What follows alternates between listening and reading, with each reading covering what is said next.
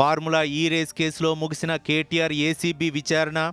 ఎప్పుడు పిలిచినా హాజరు కావాలని ఆదేశించిన అధికారులు. విచారణకు పూర్తి స్థాయిలో సహకరించానన్న కేటీఆర్. భూభారతి బిల్లుకు ఆమోదముద్ర వేసిన గవర్నర్ జిష్ణుదేవ్ వర్మ. వీలైనంత త్వరగా చట్టాన్ని అమల్లోకి తీసుకురావాలన్న మంత్రి పొంగులేటి. తిరుపతి తొక్కిసలాట ఘటనలో అధికారుల తీరుపై చంద్రబాబు ఆగ్రహం. నిర్లక్ష్యంగా వ్యవహరించిన అధికారులపై చర్యలు తీసుకుంటున్నట్లు వెల్లడి. మృతుల కుటుంబాలకు 25 లక్షల పరిహారం ప్రకటించిన ఏపీ ప్రభుత్వం. భువనేశ్వర్ వేదికగా కన్నుల పండుగ ప్రవాసీ భారతీ దివస్. ఎన్ఆర్ఐలను భారత రాయబారులుగా అభివర్ణించిన ప్రధాని మోదీ.